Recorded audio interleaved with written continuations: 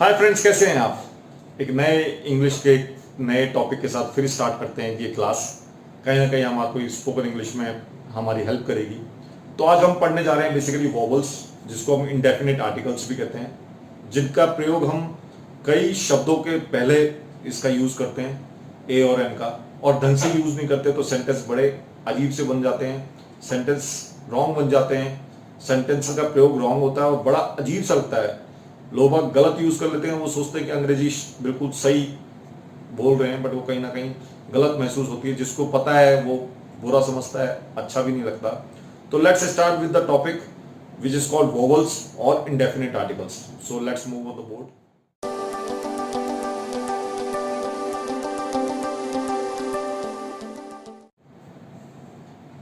बड़ा क्लियरली समझ आ रहा है वोवल्स क्या होते हैं, इंडेफिनिट आर्टिकल्स होते हैं, जिसमें वो ए और एन का प्रयोग होता है। A an are the vowels used only with singular countable nouns, जैसे ए बुक, ए कैट।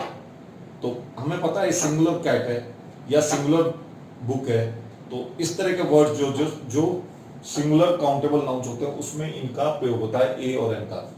दूसरा हम पढ़ते हैं an is used with the words beginning with A E I O U. जो शब्द ए ई आई ओ यू के साथ start होते हैं वो ही शब्दों में हम एन का प्रयोग करते हैं, जैसे an elephant, N ostrich.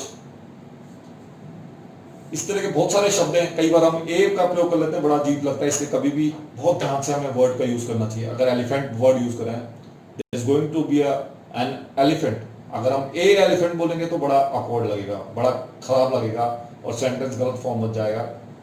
Even if अगर आप सही टेंस यूज कर रहे हैं और अगर वोवल्स का यूज सही नहीं कर रहे तो रॉन्ग हो जाएगा। An is also use in the word start with vowel sound. An हम पढ़ ही चुके कि जिसमें वोवल साउंड है, जिसमें ए ई आई ओ यू का प्रयोग होता है अल्फाबेट्स में, जिसमें वोवल साउंड आता है, दे आर कॉल्ड वोवल्स। वू के साथ वोवल्स का यूज होता है और एन का प्रयोग होता है। उन वोवल साउंड वाले शब्दों में एन का प्रयोग होता है। आगे चलते हैं। A is also used with consonant sound like a teacher, a candle। तो A का प्रयोग हम उन कंसोनेंट साउंड के साथ भी करते हैं, जैसे ए टीचर है, एक कैंडल है। हमें पता है वोवल साउंड नहीं है तो ए का प्रयोग ही करेंगे, बट वो सिंगुलर होना चाहिए। यहाँ ए टीचर जो है सिंगुलर है, टीचर एक है, काउंटेबल सिंगुलर नाउन है, सिंगल है, डबल नहीं है। बहुत सारे टीचर्स नहीं है, तो जहाँ टीचर्स होंगे तो वहां पे ए का प्रयोग नहीं होगा। ए का प्रयोग हमेशा सिर्फ सिंगल उसमें होता है, ठीक है। A candle. इससे आगे बढ़ते हैं। A is also use with beginning with A I U but which don't have word sound, जिसमें वोवल का साउंड नहीं हो। ए से ये सब अल्फाबेट्स यूज हुए हैं शब्द के पहले, बट वोवल साउंड नहीं आ रहा है तो उसमें भी हम ए ही प्रयोग करेंगे। एलिफेंट में, ऑस्ट्रिच में वोवल साउंड आ रहा था, इसलिए हमने एन ऑस्ट्रिच, एन एलिफेंट बोला। बट अगर यहां देखेंगे आप, अ यूनिफॉर्म, यू है, वोवल है, बट हम ए यूज क्यों कर रहे हैं? क्योंकि यूनिफॉर्म में वोवल साउंड नहीं आ रहा है। ए आई ओ यू, तो ए ई आई ओ यू, तो अ यूनिफॉर्म वर्ड यूज हुआ। वन डे, वन में भी आपका वोवल साउंड यूज नहीं हो रहा। उच्चारण इस तरह से नहीं हो रहा कि वोवल साउंड का उच्चारण हो रहा हो, इसी कारण से इसमें हम ए ही यूज कर रहे हैं। ऑल्दो हमारा ओ अल्फाबेट, ओ वोवल यूज हुआ है इस वाले शब्द में, तो होना चाहिए था एन, बट वोवल साउंड नहीं निकल रहा, इसलिए हमने ए का प्रयोग किया है।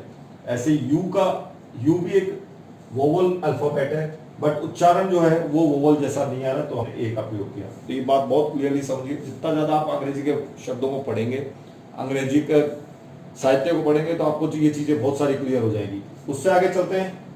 A an is not use with plural nouns. ये तो मैं आपको पहले ही बता चुका हूं कि ये प्लूरल यानी कि टीचर्स, जिसमें एस का प्रयोग हो, जो बहुत ज्यादा, एक से ज्यादा हो, प्लूरल हो, बहुवाची हो, उसके साथ ए और एन का प्रयोग नहीं होता। जैसे a an is not use with plural noun.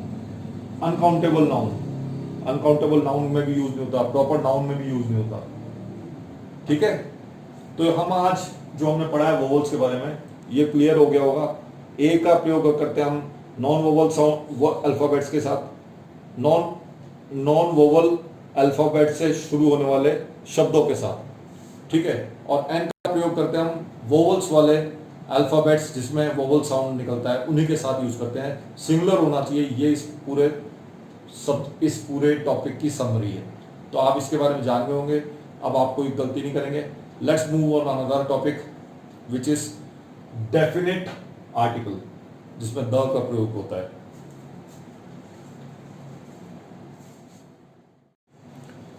तो पढ़ लेते हैं डेफिनेट आर्टिकल्स के बारे में। बेसिकली डेफिनेट आर्टिकल द का प्रयोग हम लोग पढ़ेंगे। डेफिनेट आर्टिकल यूजेस क्या है इसके? The definite article, indefinite article हमने पढ़ा था ए और एन, बट उसमें सिंगुलर वर्ड उसका यूज हो रहा है। इसी तरह से हम डेफिनेट आर्टिकल जिसको द कहते हैं उसका यूज भी समझेंगे, जानेंगे, उसका प्रयोग करना सीखेंगे। तो यूजेस ऑफ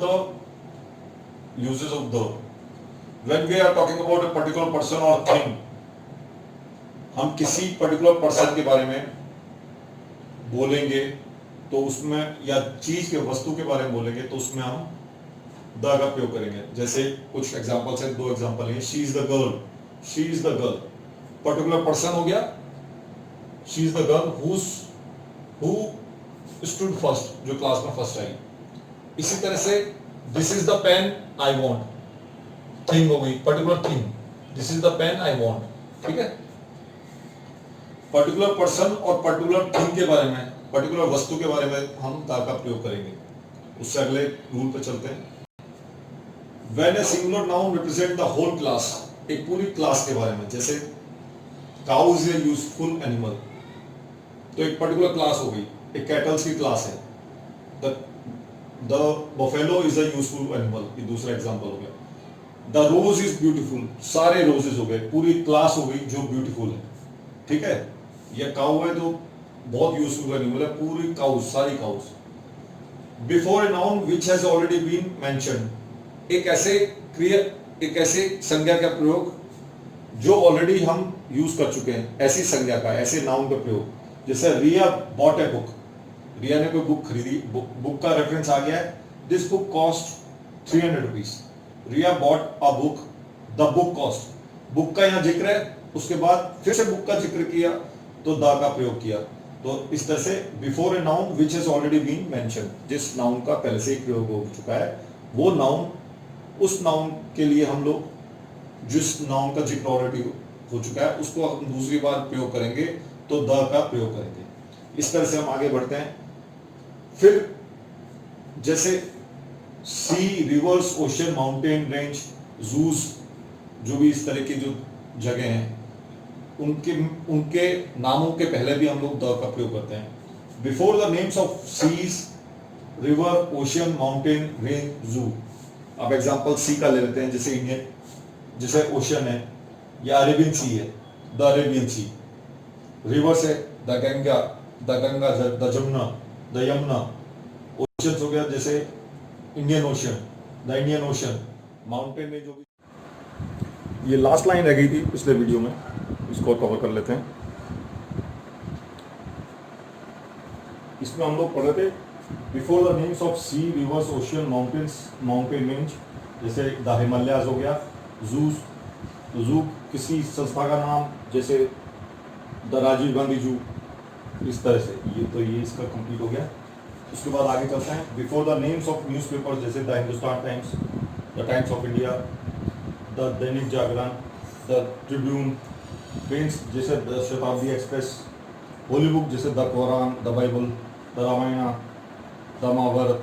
तो इस तरह से हमने इसको द डेफिनेट आर्टिकल को कवर किया, जिसमें दा यूज होता है, दा का प्रयोग हो रहा है।